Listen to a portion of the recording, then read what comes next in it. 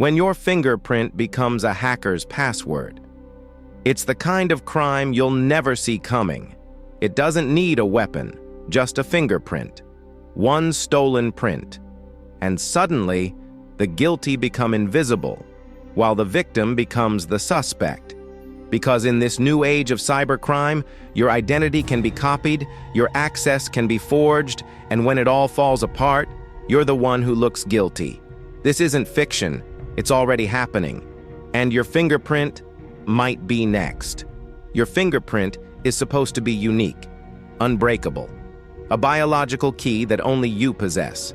But what if that same fingerprint, the one you use to unlock your phone, secure your banking apps, even open hotel doors, was copied, cloned, and turned into a weapon against you?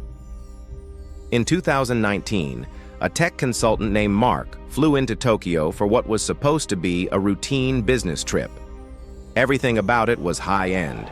Business class flights, a smart hotel suite, and biometric access everywhere.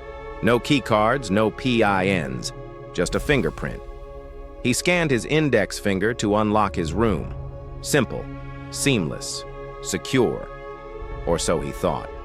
2 days later, his phone stopped recognizing his fingerprint. His crypto wallet was empty, gone. Over $350,000 just vanished. No forced entry, no brute force hacks. But when investigators dug into his social media, they found the breach. It was subtle, innocent. A photo Mark had posted a few days earlier. He stood outside a Tokyo sushi bar, flashing a peace sign. Casual, confident. But what he didn't know is that the photo was high resolution enough for someone to zoom in, isolate his fingerprint pattern, and digitally reconstruct it. Using a 3D printer, silicone, and patience, someone had created a perfect replica, a synthetic fingertip, molded from Mark's own identity. With it, they bypassed every layer of biometric security Mark trusted. They didn't need his password. They didn't need his permission. They just needed his selfie. Mark didn't lose his money because of a weak password or a phishing link. He lost it because he shared a moment and someone stole it. Months later, a similar story emerged across the world. This time, in Lagos. Ada, a rising tech entrepreneur, had just closed a pitch meeting and was out celebrating with friends at a rooftop lounge. Music pulsed, drinks flowed. Someone handed her a cocktail. She smiled, took a sip, laughed, and passed the glass to a friend. That night was a win, until the fallout came. Days later, her phone locked her out. Her banking apps failed to authorize transactions. Login attempts appeared from another city. Her crypto wallet was acting like it belonged to someone else. The investigation revealed the truth. Someone had taken the glass she used, collected her fingerprint, created a replica, and broke into her life. Not through her front door, but through the invisible locks she thought only her body could open. This is the reality we now live in. Fingerprint theft isn't science fiction. It's here. It's now. Through smartphone cameras, through glassware, through car handles and door buttons and touch screens, we leave behind traces of ourselves everywhere we go. And those traces can be captured, replicated, and exploited. High-resolution smartphone cameras are no longer just tools of documentation, they're weapons. You flash a peace sign on Instagram, and you're giving away more than a vibe. You're giving away your identity.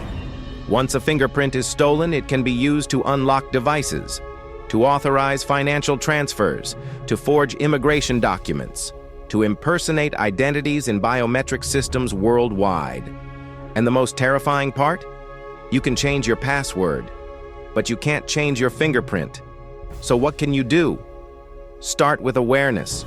Don't post close-up photos of your hands.